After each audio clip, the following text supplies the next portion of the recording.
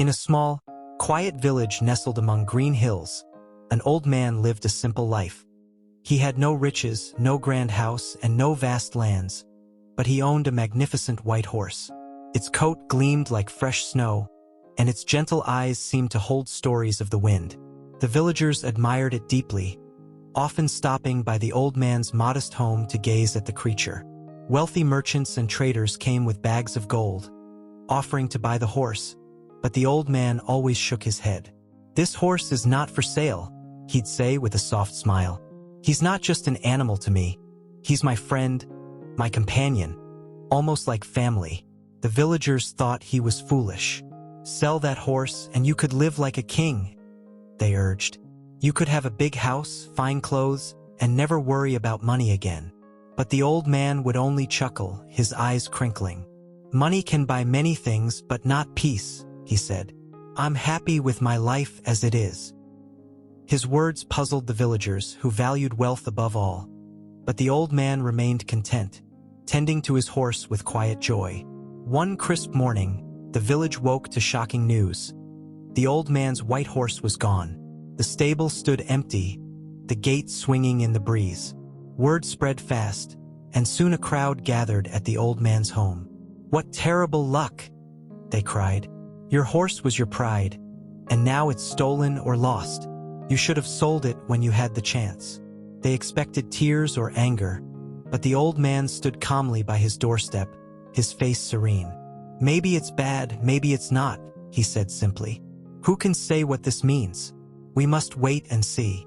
The villagers whispered among themselves, certain he was hiding his grief. How could anyone stay so calm after losing something so precious? They shook their heads and left, convinced the old man was either mad or pretending. But he went about his day, sweeping his porch, humming softly, as if nothing had changed. 3 days passed, and then something extraordinary happened. The white horse returned, galloping back to the village with 3 wild horses trailing behind it, their manes flowing like rivers.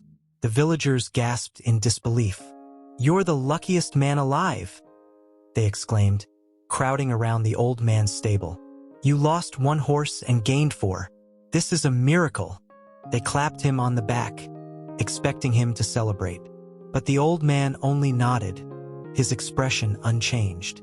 "Maybe it's good, maybe it's not," he said. "Life has a way of balancing things. We'll see what comes next." The villagers were baffled. How could he not be overjoyed? For horses meant wealth, security, and status. They muttered about his strange ways, but the old man simply patted his white horse, grateful for its return, and went back to his quiet routine.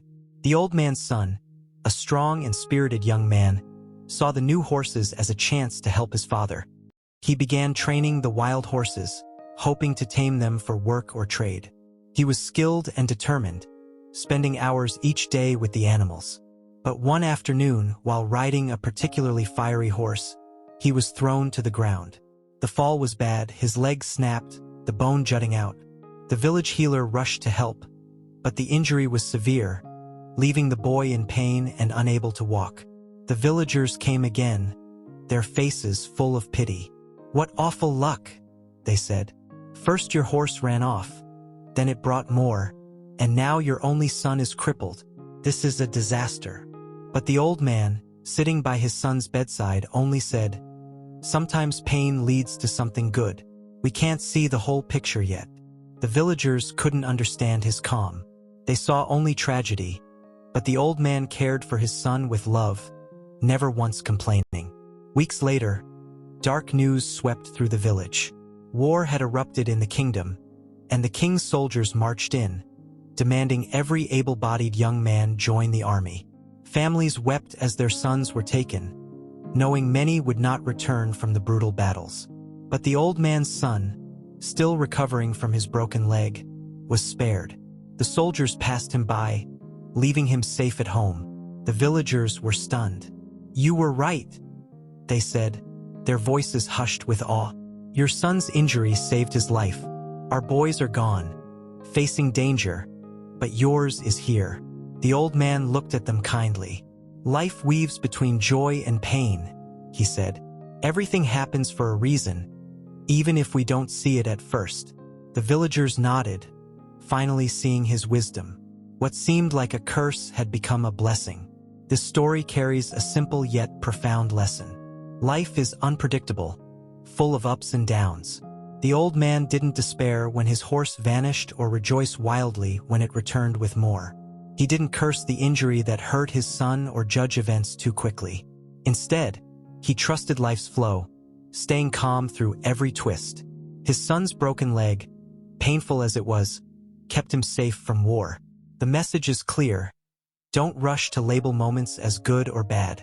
What feels like a loss today might save you tomorrow. Problem might hide a gift. Stay patient, keep faith, and trust that everything happens for a reason.